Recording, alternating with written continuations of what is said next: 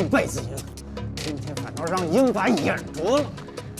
不行，外边人太多了，我们得想个办法冲出去。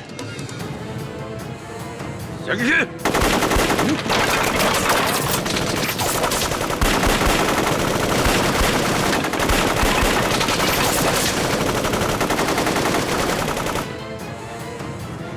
大小姐，你和黄当家的先走，我出去掩护。不行，外面的兄弟因我而死，要去也是我去。听我的，保护大小姐是我的责任，我掩护，你们走。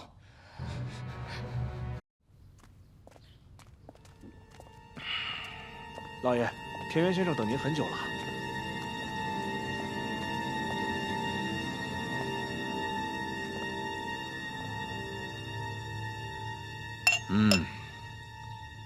你们陕州的清茶茶汤明亮，清香扑鼻，尤其是能够治病健体，非常难得。等皇军拿下陕州，就把这茶进贡给天皇陛下当御茶。到时候我会推荐你负责买办。大日本皇军喜欢忠诚之士，但凡效忠的人，一定会得到丰厚的赏赐。但是，背叛天皇陛下的人，一定不会有什么好下场。所以，希望贺县长能与皇军精诚合作，不要有所隐瞒。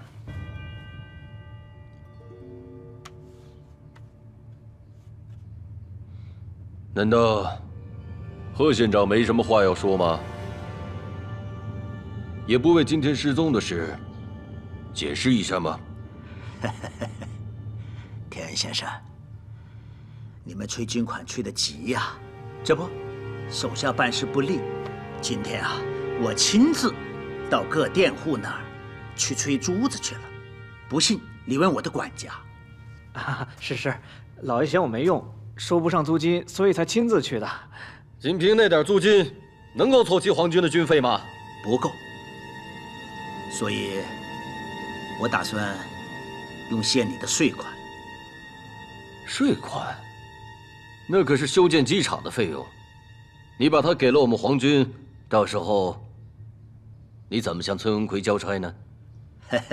田园先生，将来这儿啊，都是你们的了，包括机场。所以我想明白了，我得诚心的跟你们合作啊，以表达我的忠诚。至于崔文奎那边嘛，我会跟他说，这些税款赈济灾民了，我谅他也不敢拿我怎么样。贺县长果然忠诚可靠啊。好，那就定在后天中午，我亲自到县政府提馆。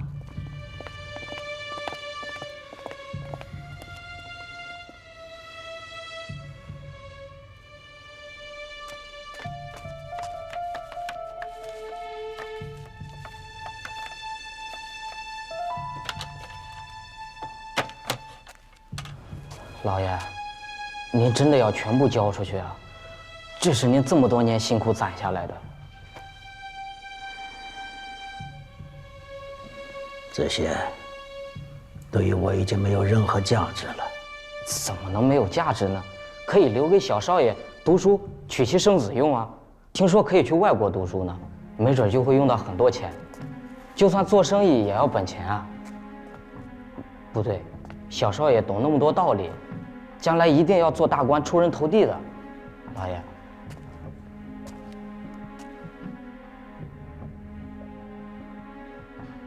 老爷，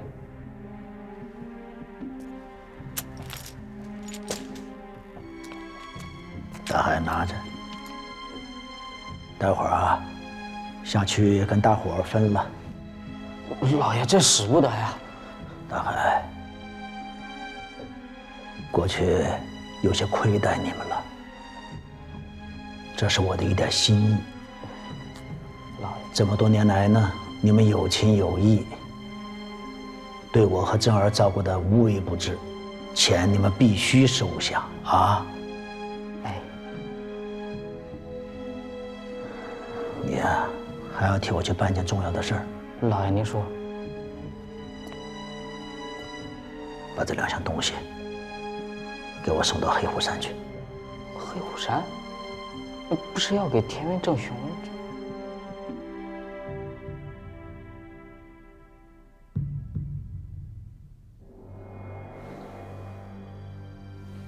真儿就是被田园真雄给害死的。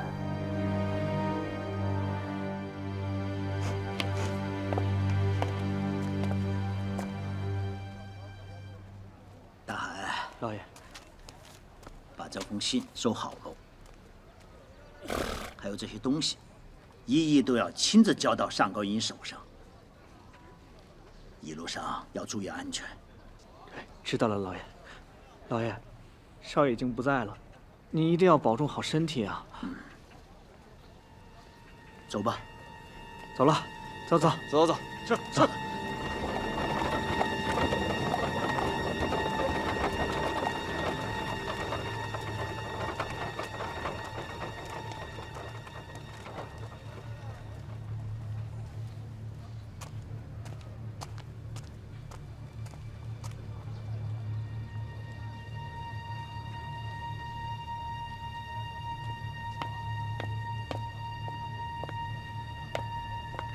少佐、おっしゃる通りです。この川のやつはやっぱりおかしいです。どうやら息子が死んだの分かった。峡谷と結託して我を入れようとするつもりだ。あの税金は罠へ落とすための餌のはずだ。支配できなければこの駒にはもう価値がないから、奴を俺が。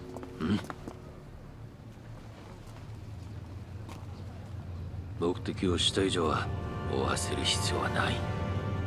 どういうこと？掛け小屋を作ってくれたからしっかり相手にしてあげないと、はるばるやってくる客さんをがっかりしないで。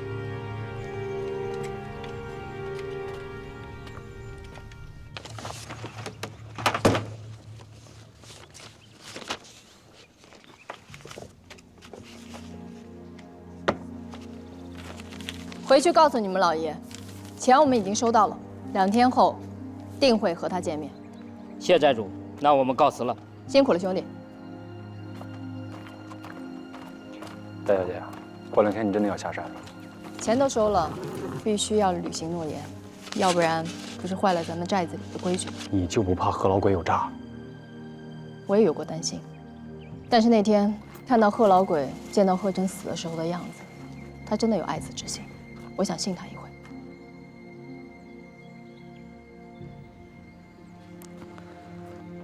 我觉得这个事儿大有可为啊。田园正雄是害死郑山良的罪魁祸首，而且在陕州一带到处挑动是非，屡次祸害我们青龙寨和黑虎山。这笔账本来就要跟他清算。这次贺老鬼倾家荡产为报杀子之仇，那可谓是天赐良机。我们正好里应外合，给他来个瓮中捉鳖，为国家和百姓除害。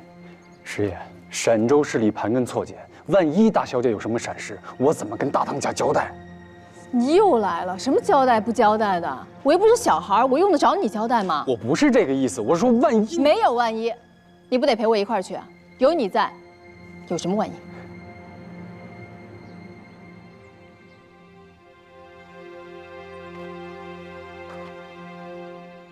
就这么定了。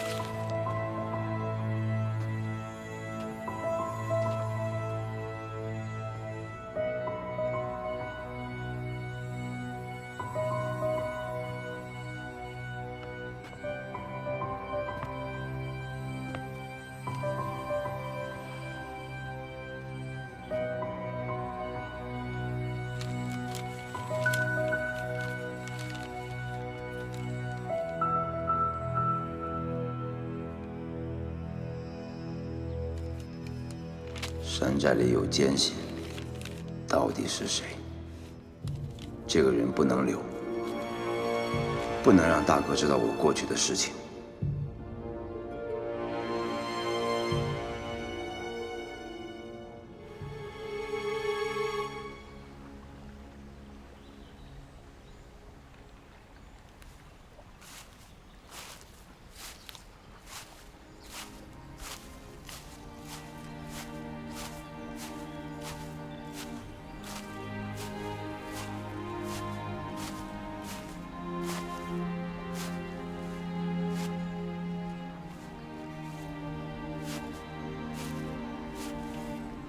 裴小姐，怎么一个人在这儿？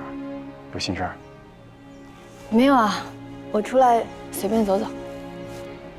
你撒谎的时候会摸鼻子，自己都忘了。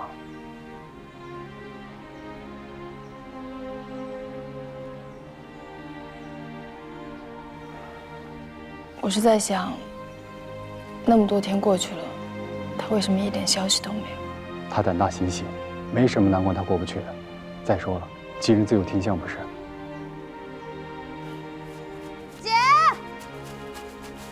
怎么了？慢点儿，慢点儿。姐，贵回来了。在哪儿？哦，在那个前厅呢，跟那个蔡小姐一起。哦，她好像受伤了。哎，慢点儿。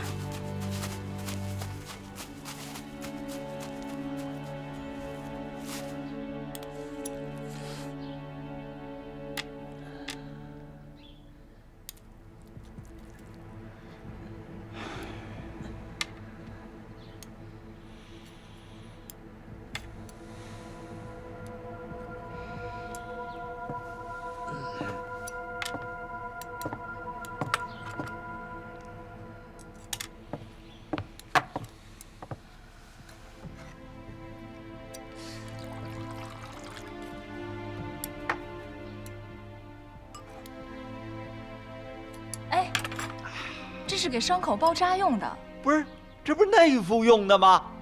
哎，这是彩陶坊，少倒点儿，浪费了。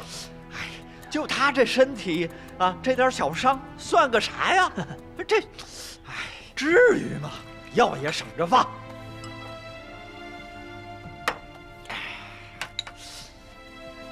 啊，这点小伤还用包啊？这包子，婴儿，你怎么受伤了？没事，小伤。你还伤在哪儿了？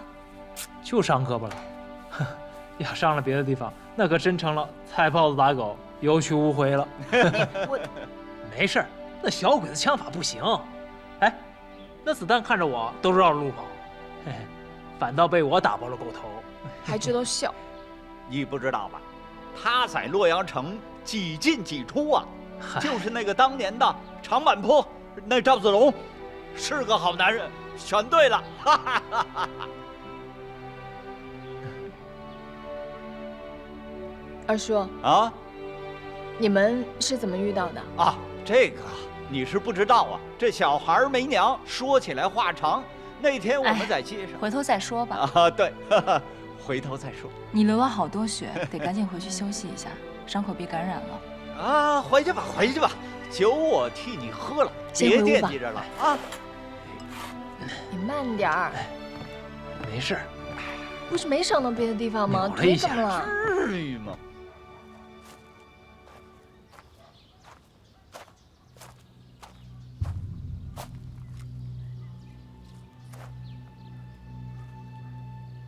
既然来了，何不进前一叙？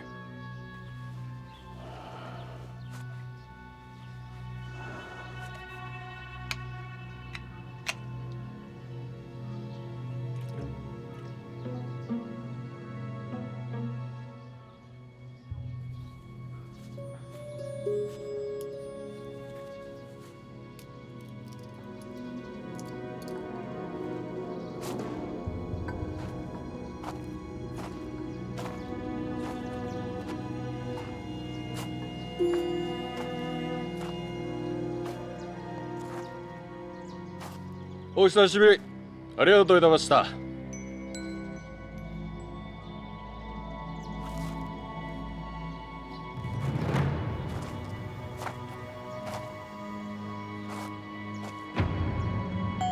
难道你心里有什么顾虑吗？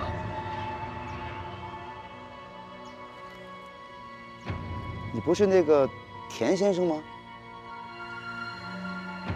周苍君，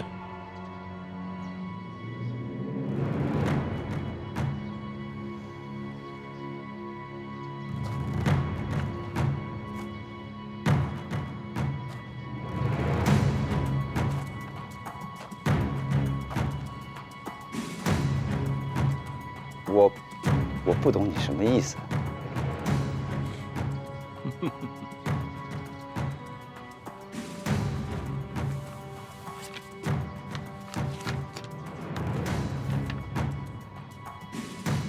这个你不会不懂吧？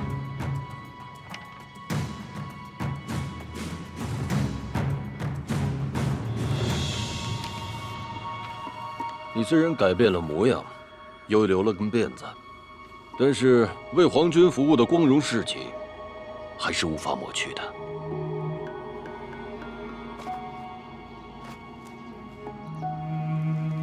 那是被你们逼的。我现在已经离开了那里，就再也不会回去了。你真的以为离开了东北，再留一根辫子，就可以轻松推翻你的过去，包括你做过的所有事情吗？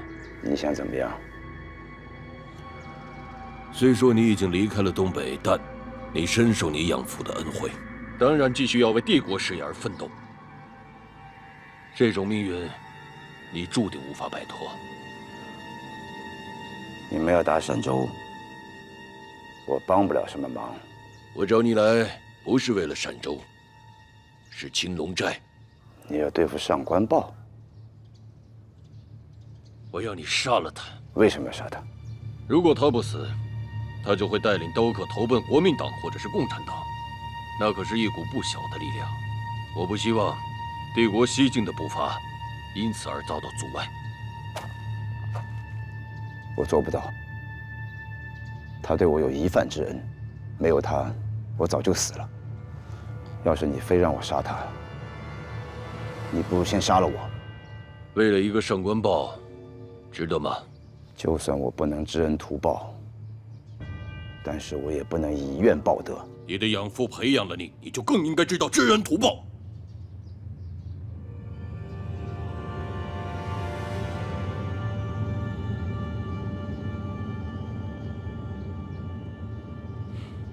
好，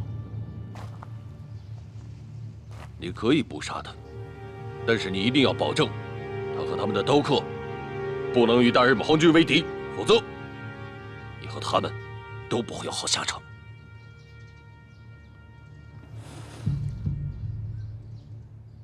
我试一下，但我不敢保证。上官豹是个很固执的人，不是试一试，而是一定要做到。赵仓，我已经退了一步。倘若你还不知道好歹，那我就把你的档案送到青龙寨。就凭你的真实身份，凭你手上沾着中国人的血，你的弟兄和妻儿，他们还会相信你吗？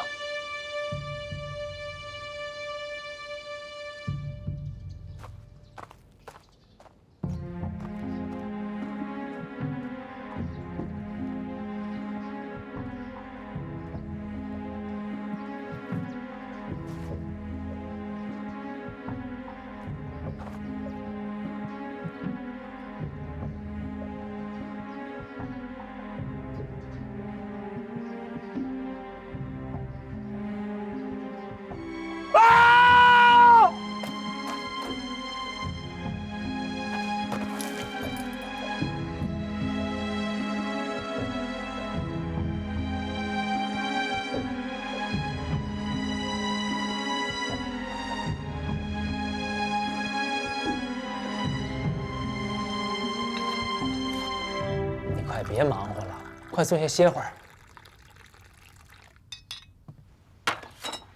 你呀，真急死我了！你快点跟我说说，你到底是怎么受的伤？人都救出来了吗？还有，你跟蔡真还有霍二叔到底是怎么遇上的？你这些天到底怎么过的？你咋一下子问我那么多问题啊？你说吧，先让我回答你哪一个？生物茶。人呐，都救出来了，而且很顺利。我们还长了小鬼子的一个军火库，厉害吧？真的？当然是真的了。喝茶，喝茶。好喝吗？好喝。哎，对了，有件事情我得告诉你。什么？在洛阳的时候，我知道了，其实蔡真就是我上次跟你说的，小时候跟我一起长大的妹妹崔文佩。当年我寄宿在她家里，她一直照顾我。后来她失踪了，没想到也走上了革命的道路，现在还成为了我的上级。哎，你说这事儿神奇吧？那你的意思是说，他就是玉佩的主人了？我说第一眼见的，怎么感觉那么亲切呢？他一直忍着不告诉我，是怕我分心，影响执行任务时候的安全。他可真细心，能找到他，真挺好的。他性格可比他哥好多了，大度、善良。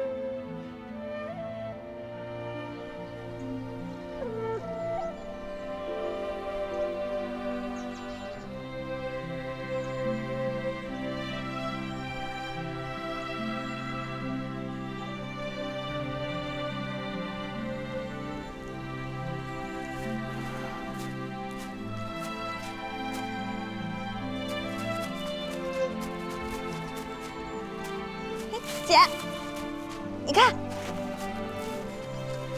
给，这是俺刚从后山最大的梨树上给你摘的。你吃吧，你不是最爱吃了吗？姐，你咋看起来不太高兴的样子啊？姑爷不是已经回来了吗？没有不高兴。哦。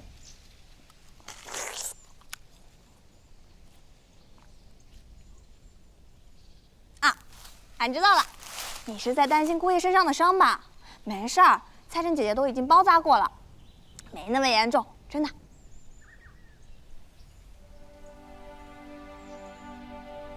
还是你在担心明天下山的事情啊？妮儿，你觉得姑爷好吗？好啊。哪儿好？就是姐姐觉得他好，俺就觉得他好呗。你看，姐姐你笑了，来，把梨子吃了，你就能更高兴了。这里可甜了，汁水也多，俺每次吃的时候都可高兴了。你就是个孩子啊！等会儿咱们也去给姑爷送几个吧。姐希望你可以一直那么开心。当然了，有姐在吗？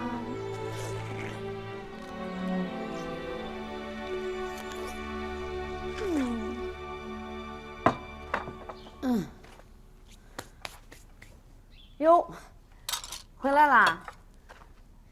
哎，你见着姑爷了没？他跟货郎找你半天了。哎呦，这个后生真不得了！哎，一个人单枪匹马就这么闯出洛阳城，厉害！我刚见着了。见着了。行，那正好，吃饭吧。今天有你爱吃的红烧鱼。哎呀，我去把小妞叫来。现在你这闺女成天疯疯癫癫的，都不着家。梅香。坐。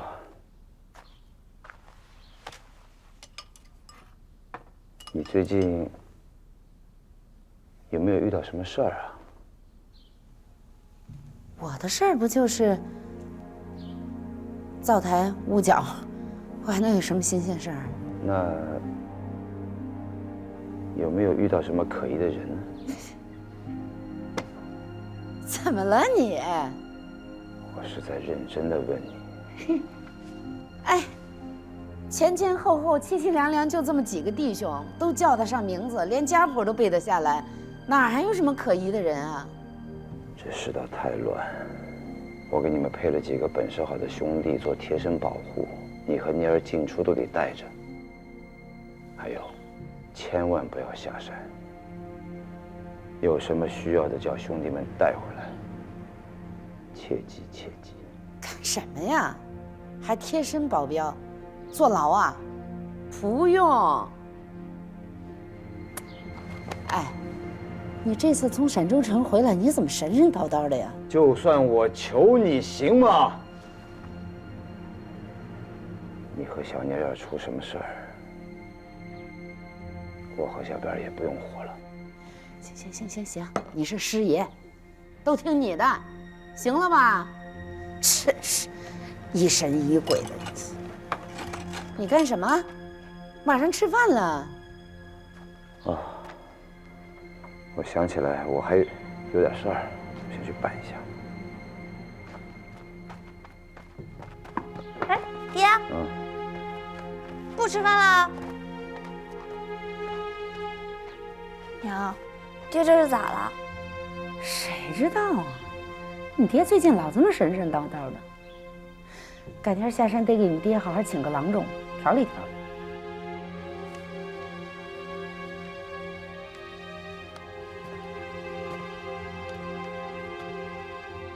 师爷，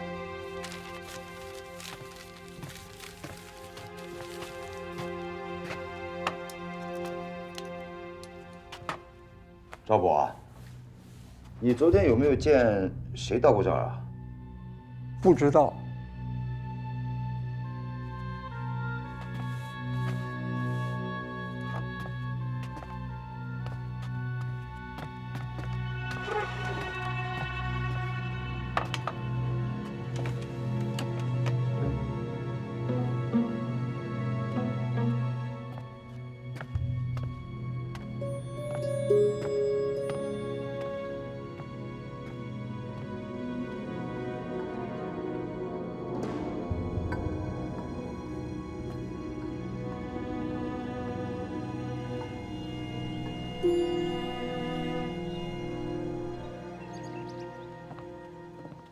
虽说有贺老鬼做内应，应该是万无一失，但田园正雄狡猾诡诈，不易对付。我身上的伤还没好，不便行动，所以特地请崔文佩同志来协助你们。嗨，你放心吧，这回是我们秦佛爷沟和黑虎山两大山寨的刀客联手，那个田园傻熊他算个啥呀？再说了，这陕州是咱中国人的地方，又是里应外合。这回准弄个瓮中捉鳖。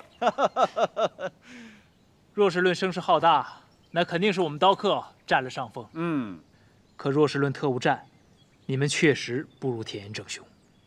这里只有崔文佩同志战斗经验最为丰富，一路之上，你们要多听听他的建议。你放心，不听他的，听谁的？情况没有我们想象中的那么简单。你们一定要谨慎小心，不能掉以轻心。出发，走。姐姐，你要小心啊！哎，大小姐的安全可就交给你了。放心吧，师爷。放心吧。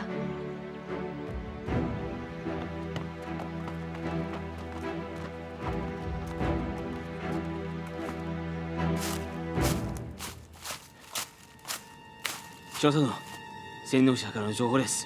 ヘイコちゃんの10日は動き出したそうです。よし。さてこそよ。ようやく我慢できない。俺の首を狙ってきた。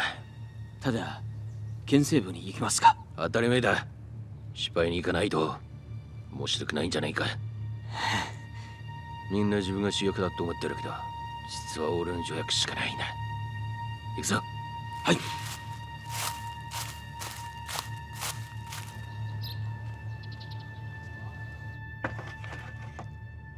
田先生，你来的太巧了，我刚准备好，要准备给你送过去呢，你看够不够？很好，贺县长果然是我们大日本皇军的好朋友，言而有信，待皇军拿下陕州，一定好好奖励你。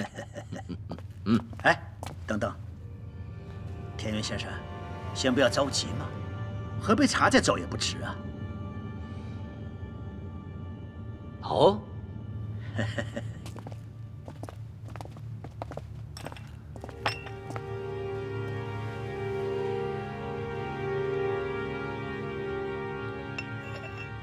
不知道贺县长把我留下来，有何指教啊？哎呦，指教怎么敢当呢？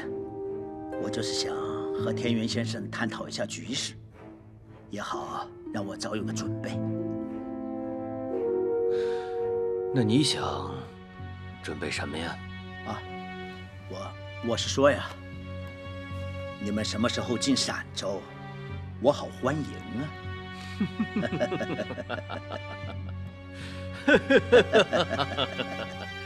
盒子，陕州只是战略中最小的一部分，皇军西进指日可待。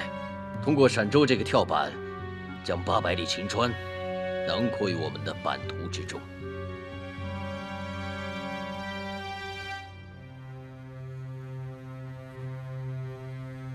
贺县长是在等什么人吗？没有，你看您说到哪儿去了？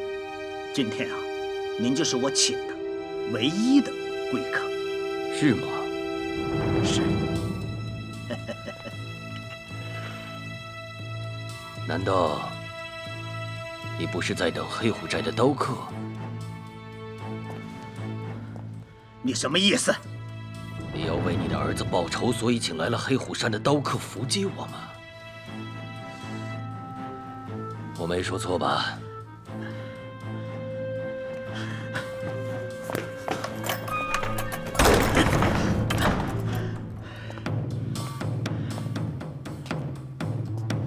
你觉得这样留得住我吗？留不住！我算到了，不过我又留了后招。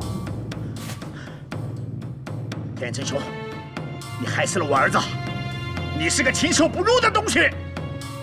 我想好了，我今天要跟你同归于尽！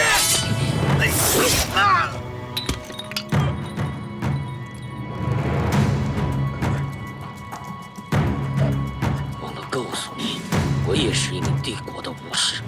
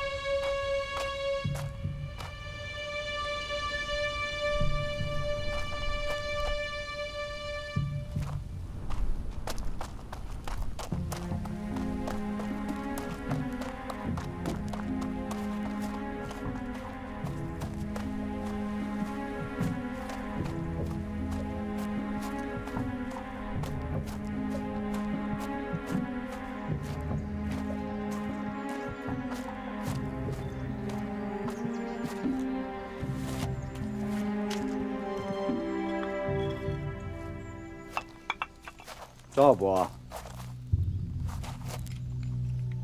原来是你在我身边装神弄鬼，难为你了。装瘸子装了这么久，跟我回去。赵公叔山寨里还有几个是你的同伙？要不然，我这18般酷刑给你用上一遍，我让你求生不能，求死不得。走。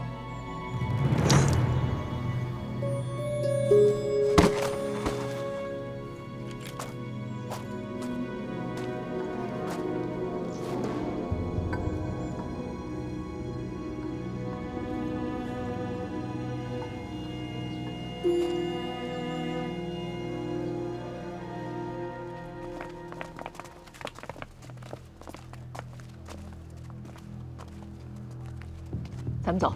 哎，先等等，不太对劲。怎么不对劲了？门口的花盆，2盆只有1盆。就是贺老鬼跟我约好的信号，说明日本人已经进去了。这大街上平时人来人往的，今天一个人都没有，你不觉得反常吗？没有人正好下手，不能轻举妄动。你们在这等我，我去看一下。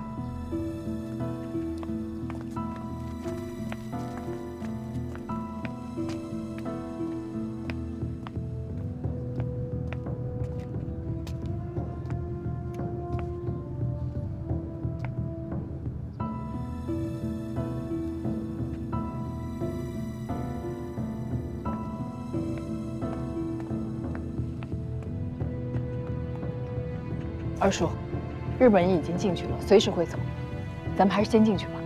大小姐，不等他了。等不了了，先宰了日本人再说。走。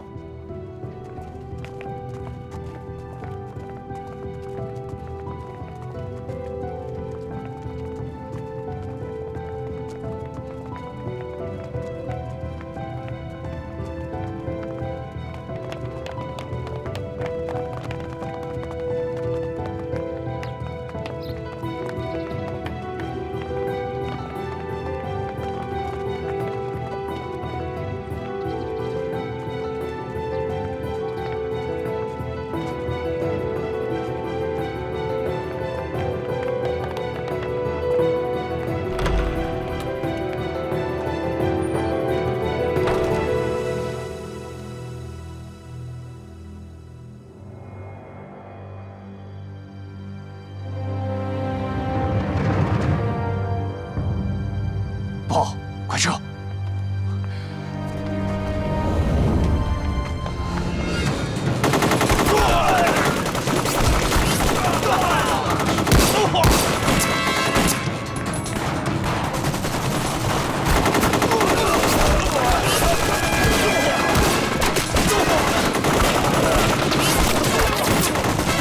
快救我！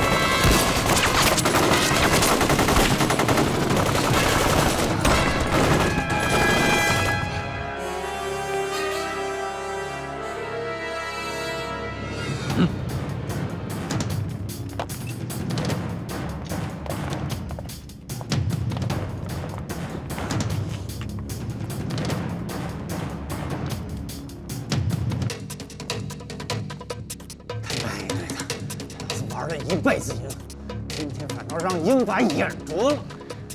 不行，外边人太多了，我们得想个办法冲出去。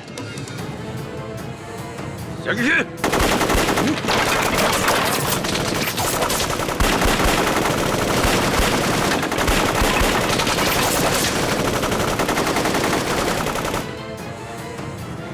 大小姐，你和货郎家的先走，我出去掩护。不行，外面的兄弟因我而死，要去也是我去。听我的，保护大小姐是我的责任，我掩护，你们走。快！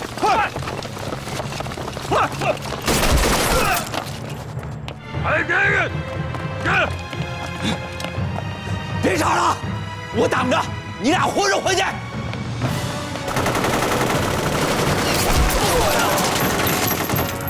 追！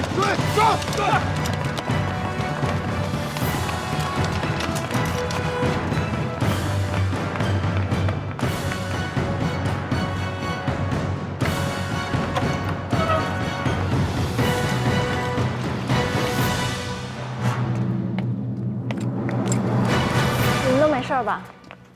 多亏了你啊！安源上飞，谢谢崔旅长，大恩大德，莫齿难忘。 重案日后，带头相报。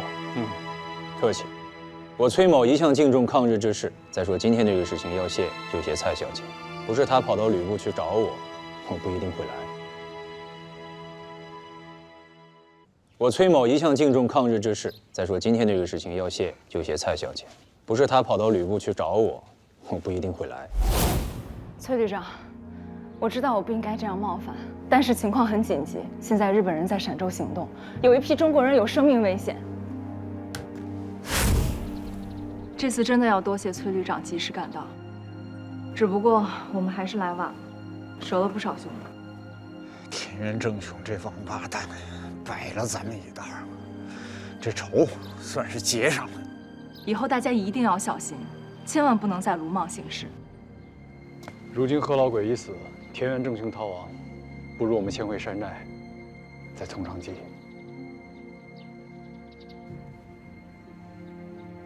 崔旅长，谢了。你要注意安全。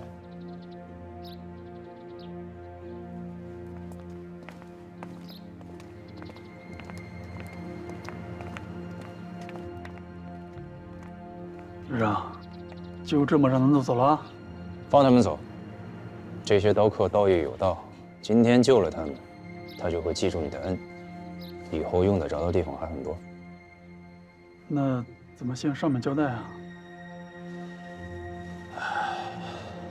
就跟张无言说是军统让我们来的，张无言不会笨到找军统的麻烦吧？还有刚才说的那个田园正雄，全程搜捕他。是。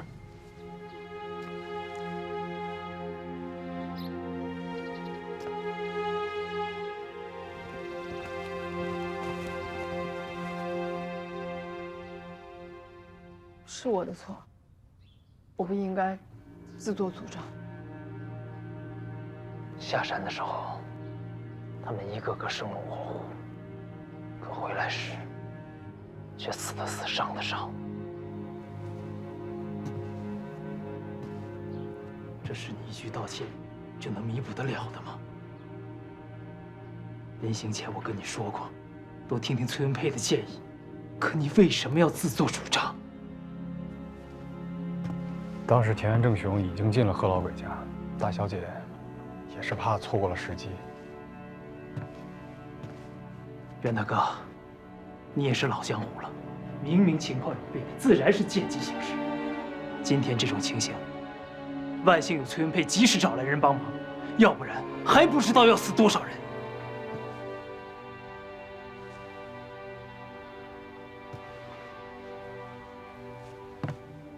你干什么去？我害了兄弟，我现在就下山，找田园正雄报仇去。你闹够了没有？你能找得到他吗？就算能找到，你能对付得了他吗？你要是再被他抓住，兄弟们还要跑去再去救你。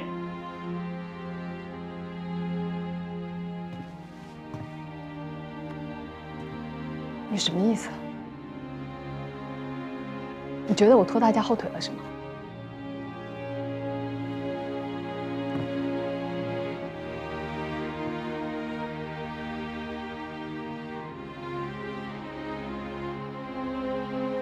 我不想再说了。有话直说。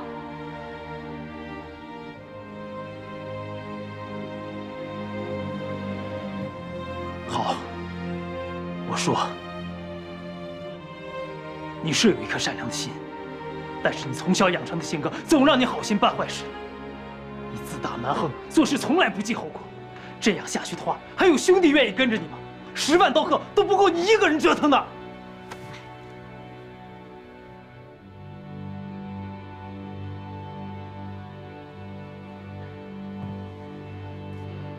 明白，我走，我不会再碍你的事。姐，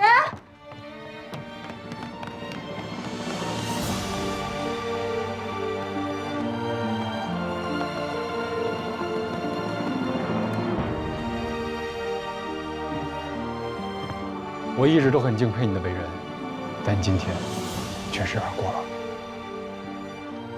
统战山寨刀客的事情不能再拖延了。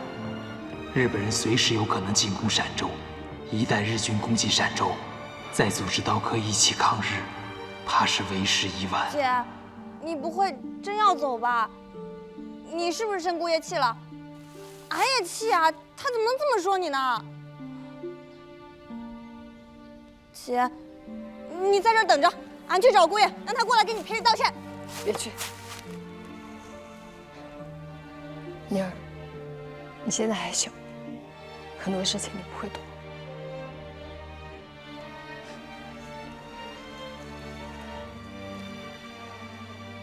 姐，不管怎么样，小妞会一直陪着你的。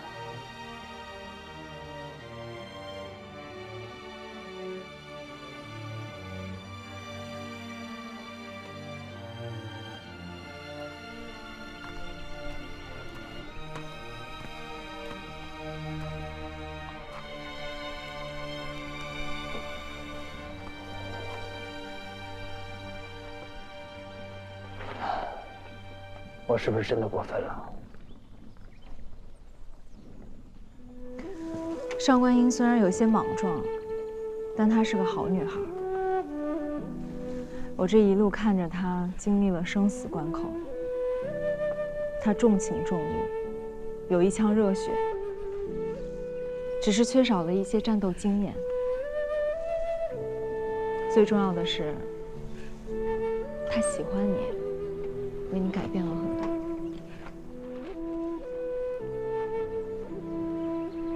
确实，她从一个任性自我的疯丫头，变得成熟了很多。喜欢一个人的力量很大，大到可以引领他走向正道，为国家民族做贡献。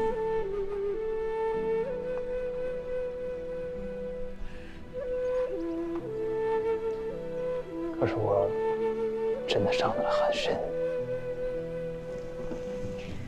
我们每一次打鬼子，时不时就会留下一道伤口。伤口好了就变成了疤痕，疤痕是不会消除的。但是这些疤痕让我们的生命变得更有质感，变得更坚强，是我们革命战士的勋章。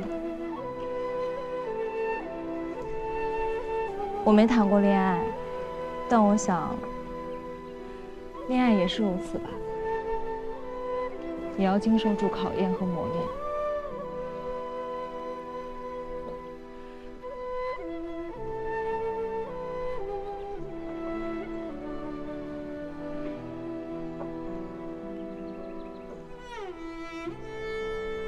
谢谢你，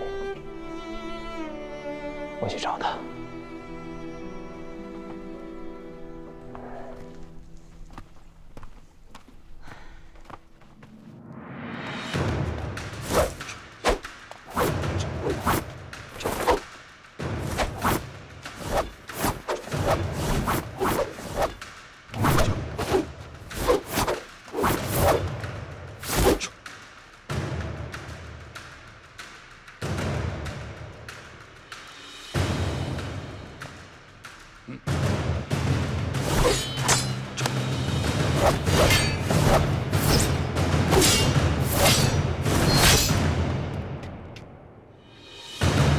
你小子刀法不长，倒是欺负我女儿的本事长了不少。大当家，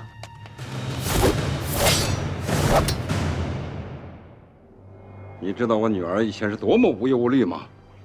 山寨里所有人都是捧着哄着让着她，可交给你以后，她回来一直脸上没有笑容，哭着脸。你知道我这当爹的有多心疼吗？大当家，你请我姐不。敢欺负我上官豹的女儿，是要付出代价的。说，打算卸胳膊还是卸腿？怎么，你不选？那我替你选。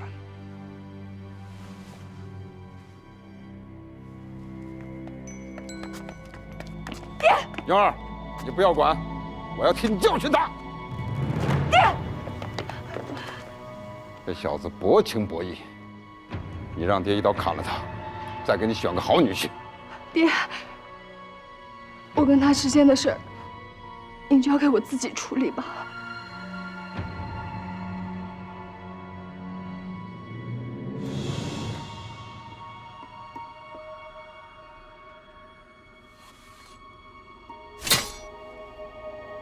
爹。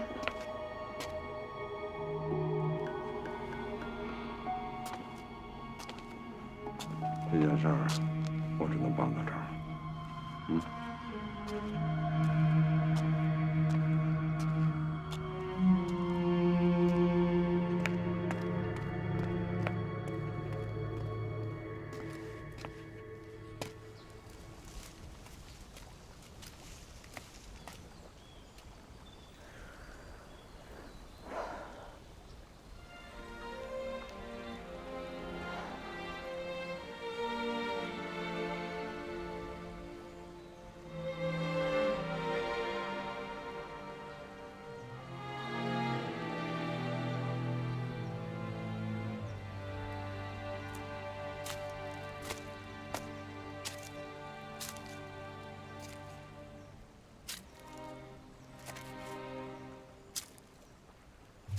你来干嘛？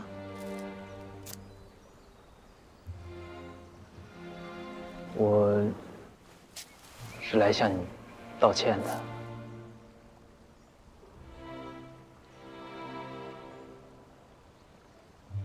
多少钱？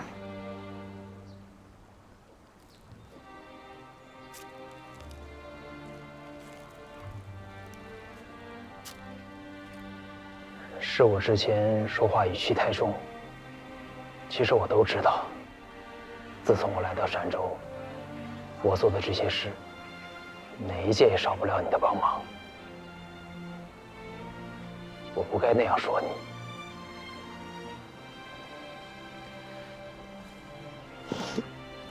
其实这次下山，不能完全怪你，是我自己事先考虑的不够周全。你身手好，枪法准，但毕竟没有上过战场，不能和田园正雄那样受过专业训练的特工相比。是我一时心急，口不择言了。不是，我接受你的批评，我只是怕你觉得我没有用。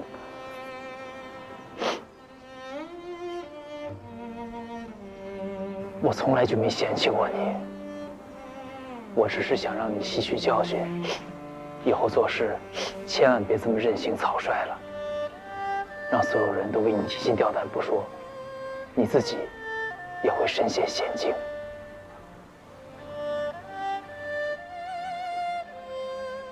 我知道错。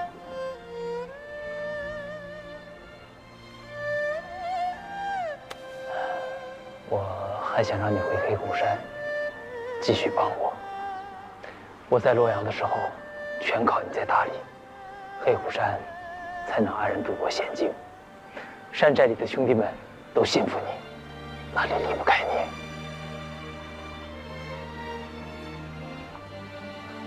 最主要的是，你留在我身边。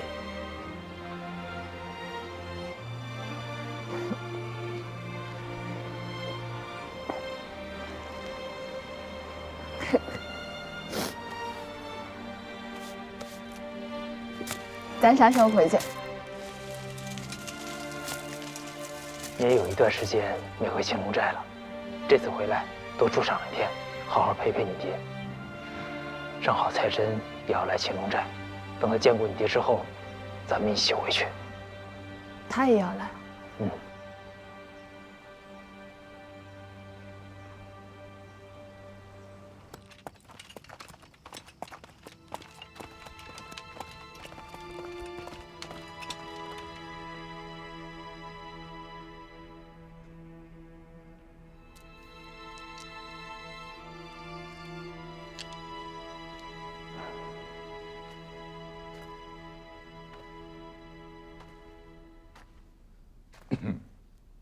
爹，您来了。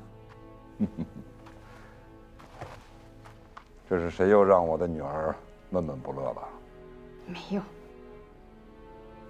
爹，蔡真要上山找您，您知道吗？你是说，跟蔡宝子一起攻打洛阳的那个蔡真？我正想见见他呢。听说这个人很厉害，救了不少人，还耍得日本鬼子团团转，就连货郎那样的人都对他佩服得五体投地。我咋没听您这么夸过我？夸不夸，你也是爹的掌上明珠，谁也不能跟你比。燕儿啊，你这心里是不是装着什么事儿了？其实那个蔡真，就是和豹子一起长大、青梅竹马的妹妹。你是对这个蔡宝子没有信心？是。那就是对你自己没有信心。英儿啊，这次你跟蔡宝子一起出生入死，已经不是从前那个天生骄纵的大小姐了。即便没有青龙寨大小姐这个身份，跟那个蔡宝子站在一起，也不逊色他半分。不是因为这些。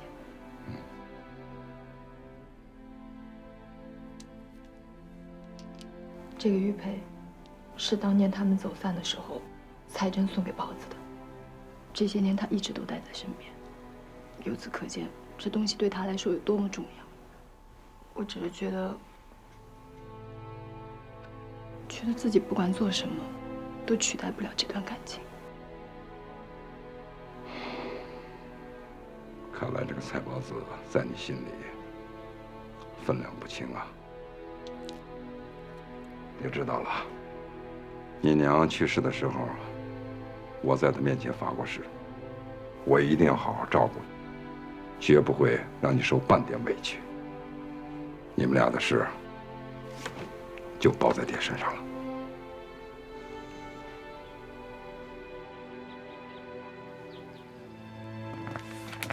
大当家，他们来了。当家的，崔旅长，我们是老熟人了，我就不客气了，请坐。在下军统少校太真，拜见青龙寨大当家的。请坐。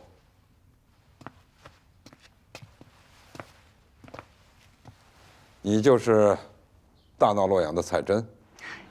今日一见，原来是一个清秀柔弱的女子。我还听说你单枪匹马就敢闯进日军防卫的洛阳，难道你真的不怕死？我就是想让日本人看看，还有这么多不怕死的中国人，迟早有一天要把他们赶出我们的国家。果然是巾帼不让须眉啊！不知二位来到我的山寨，有何贵干？我奉金统局的命令，来和您商谈合作事宜，想请大当家的加入我们16师，一同抗日。要说国军的诚意，我不该推辞。可是我对张公岩的16师信不过。我听说这个人是出了名的逃跑将军。大当家的，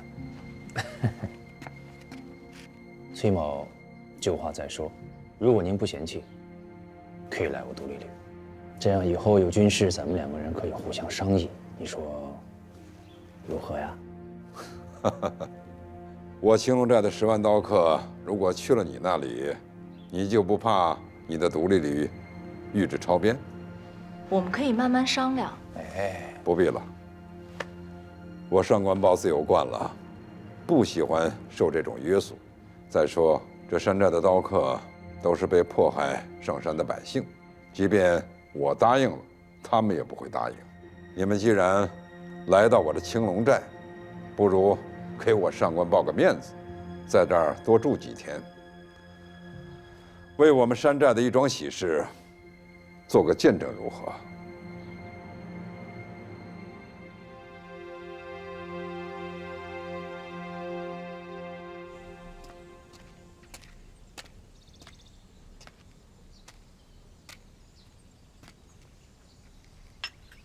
大当家，这么重要的事，为什么事先不跟我商量一下？我怎么跟你商量？我当着全寨人的面公布了你和婴儿的婚事，难道你都忘了？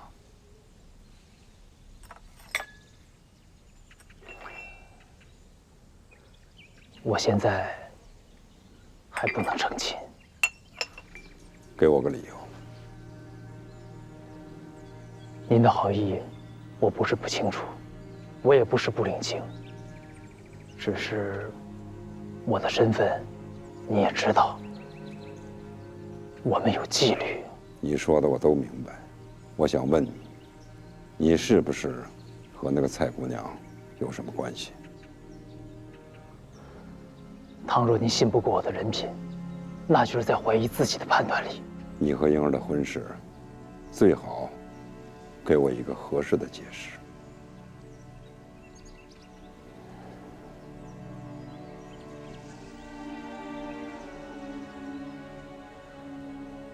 如果您非要让我说，那好。我不想让婴儿像您一样。什么意思？婴儿告诉过我，他的母亲很早以前就过世了，你一直没有再娶，因为夫人还在你心里，再也容不下别人。你宁肯选择后半生一个人孤孤单单的生活。我敬重您，而我是一名战士，上阵杀敌是我的责任和宿命。敌人一日不退，我就不能下战场。假如我牺牲了，婴儿怎么办？婴儿是您的女儿，您比我更了解她。如果我牺牲了，她会怎么做？您很清楚。难道你希望她重复您的路吗？我爱她，所以我不能害她。不要再说了，你自己去跟婴儿解释吧。记住，说话婉转点儿，不要再伤他的心了。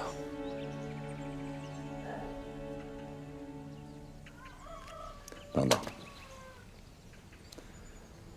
刚才的情况你也都看见了，这个孙文奎已经上山多次了，不管我怎么拒绝，他对我们青龙寨的刀客收编意向始终不变。再说，我想他们也知道你的身份。如果收编不成，我更担心的是，他们会给你找麻烦。我看不如这样，我们两个趁此机会假装不和，让他们知道我上官豹对国共双方均不依不靠，免得张公言再找麻烦。我知道了。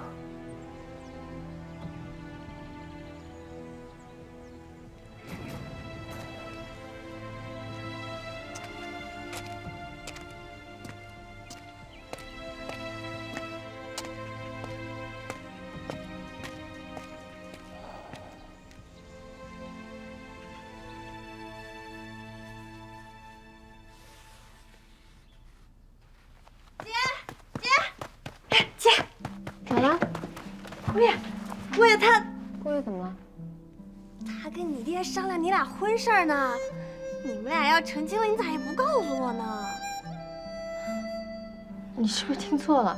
我怎么不知道？怎么会听错呢？大家都那么说。哎，姑爷来了，让他亲自跟你说，这下你就得信了。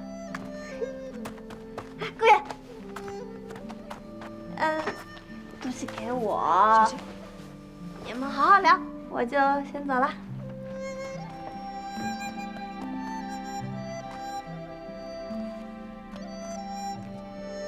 小妞刚刚说，你跟我爹在商量咱俩的婚事，是真的吗？是。你爹让我来亲口告诉你。那你说呗。我们还不能成亲。什么意思啊？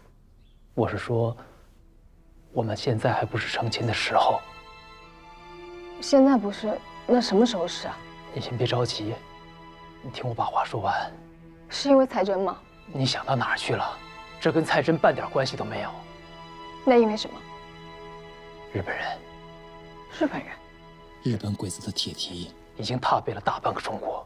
再说，我们有纪律，成亲需要组织批准。我爹怎么说？你爹他不同意，但是我觉得你理解我更重要。那要是我也不理解，我们一起经历了那么多，难道你还信不过我吗？我可以向你发誓。好，你发。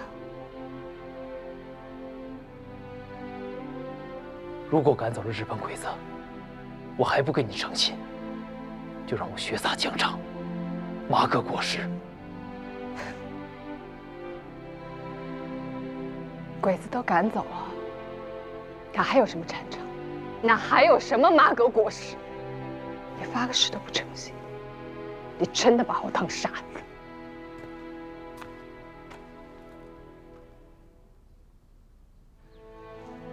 你走吧。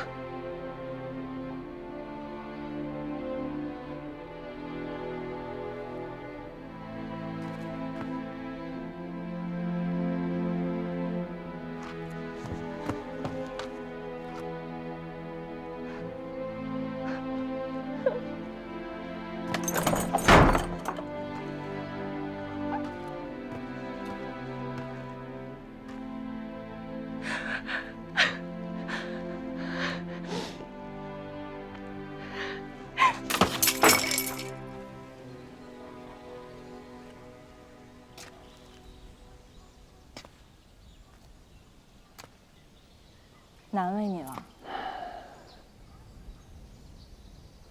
现在最重要的是把群里蛇赶走，我又不是钢铁之躯，真怕辜负了他。你处理得很好。上官豹真是深谋远虑，这么一闹，继位说出去的话找回了面子，又让大家都看清了青龙寨和共产党的合作基本没什么可能。国民党暂时也就没有理由向青龙寨施压，一举两得。也是给了我们机会。对了，你还不准备把自己的身份告诉给崔文奎吗？他毕竟是你亲哥。见到我哥第一眼的时候，我就想认他，他是我在这个世界上唯一的亲人。只是现在还不是时候。我和我哥处在2个不同的阵营，如果相认了，有一天要兵戈相见，我不知道该怎么面对。是啊，日本鬼子一日不退，我们的亲情、儿女私情，就只能藏于心底了。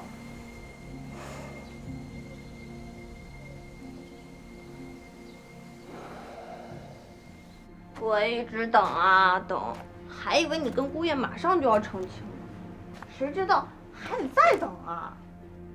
有些事情急不来的。什么急不来啊？什么事儿能有成亲重要？我看呢，就是姑爷他心不诚。上次那么大庭广众之下的骂你，我就觉得生气。这下成亲还推三阻四的。哎，你说，他是不是不想娶你了？你别胡说。现在日本人在中国横行霸道，等把日本人赶出去再成亲也不迟。你说的轻巧，日本人是那么容易被赶跑的吗？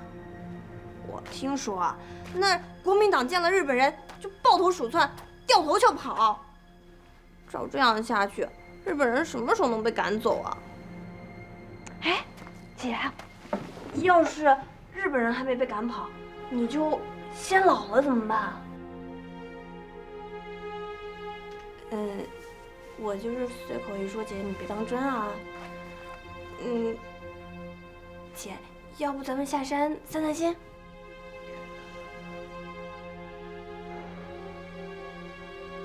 是该去透透气了。走。哎，走。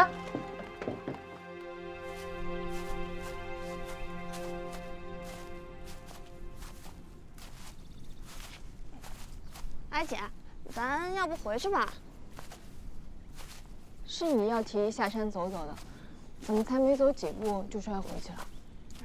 这不是怕离寨子太远，容易出事儿吗？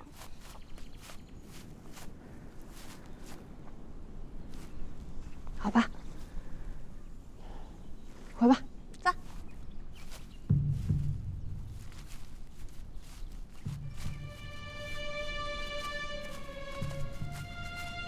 妮儿，别玩了。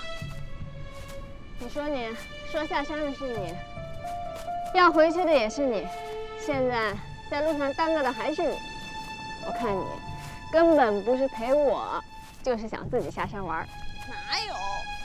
从青龙寨到黑虎山，你待的还不够腻吗？我就是看你心情不好，想陪你散散心嘛。你准是又惦记姑爷了吧？又胡说，不管你了。哼。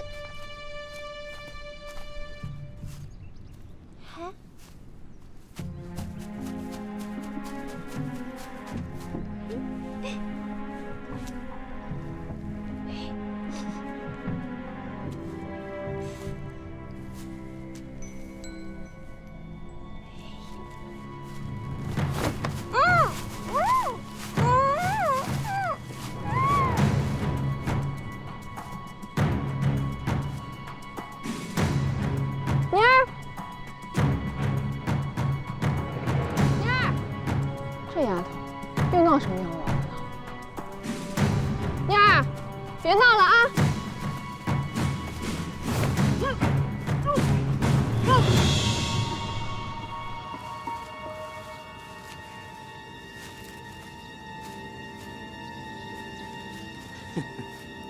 翔さん、シャンゴンバオまさか娘を我々の手に落ちたと思わなかった。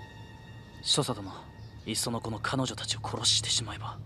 いや、そうじゃない。シャンゴンバオはただの人じゃない。この人をよく知ってる。でも、娘を利用することはできる。彼女は分かって役に立つさ。什么？你是说日军现在正在调配兵力和粮草？那就是说，不久有可能攻打陕州。就目前的情况分析，只有这种可能。张师长，敌人既然已经行动，我们也应该做好部署，随时准备迎战。迎战？拿什么迎战？就咱们这点兵力，还不够给日军塞下缝呢。张师长，您忘了，崔旅长不是已经上山去招安盗匪了吗？咱们有了上官豹手下这10万刀客，对付日军，应该绰绰有余。说的有道理。这崔文奎也走了好几天了，按说该回来了。我听说上官豹这只老狐狸没有那么容易对付。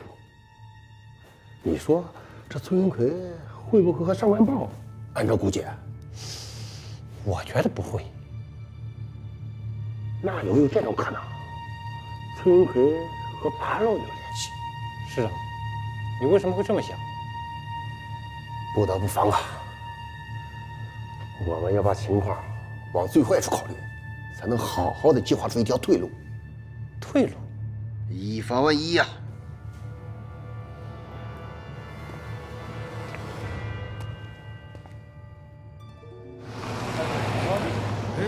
情况，快！姐，救我！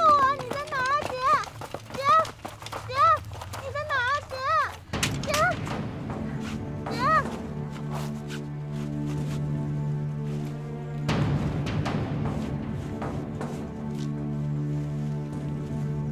哎呦我的娘！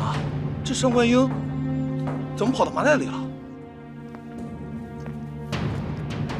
安排一架飞机，加满油，在机场24小时待命。如果有什么风吹草动，咱们及时撤退。不打先撤，这样不好吧，师长？我是说，先把咱们的指挥部撤离到安全地带，才能稳坐中军帐，指挥反攻。要是指挥部被端了，咱还反攻个屁呀！张师长，报告，进来。报告师长，我们抓到少高豹的女儿邵冠英，在哪儿？在外边。好，真是想打瞌睡，有人送枕头啊！把他带进来。是。大当家，有人看到大小姐下山出了门。就她一个人吗？还有何师爷的闺女何小妮。现在山下到处都不安全，你马上派人把他们追回来。是。又是你，让英儿生气了。我告诉你，如果英儿有什么好歹，我饶不了你。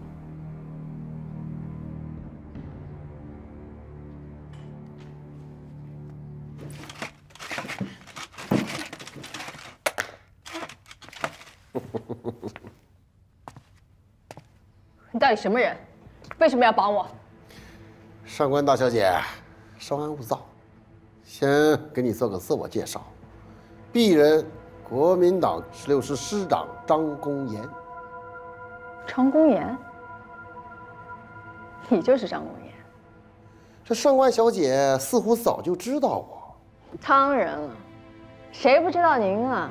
大名鼎鼎的张公岩，张师长，纵容手下欺负百姓，见到日本人就像个缩头乌龟一只。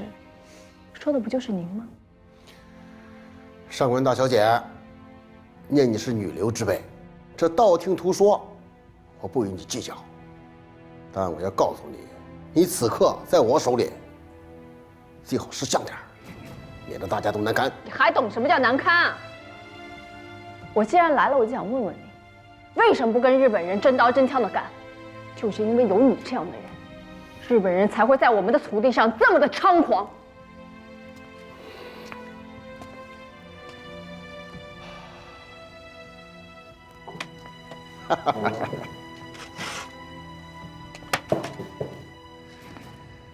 哎呀，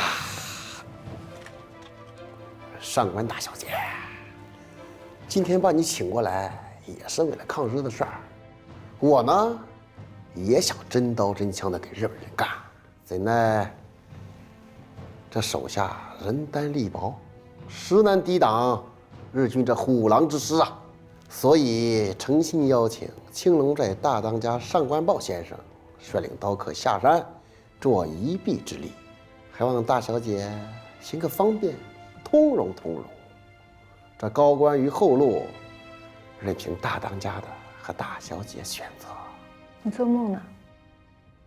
我爹绝对不会和你这种人同流合污。你赶紧把我给放了，不然我爹会带着兄弟们端了你的16师。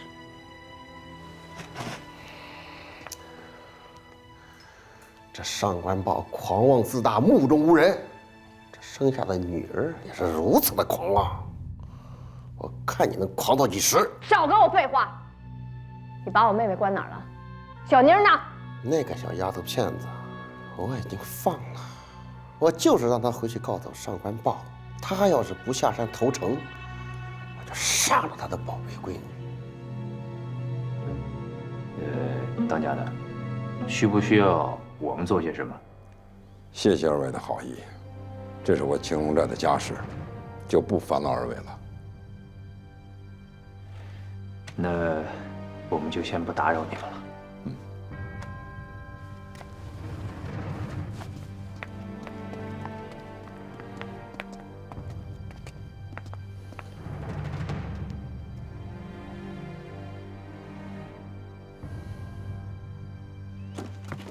梁远飞，师爷，我得马上回趟青龙寨。出什么事了，师爷？婴儿出走了。那和你一起回去，说不定大当家现在正需要人手。也好，你和婴儿关系素来亲密，兴许能帮上忙。走。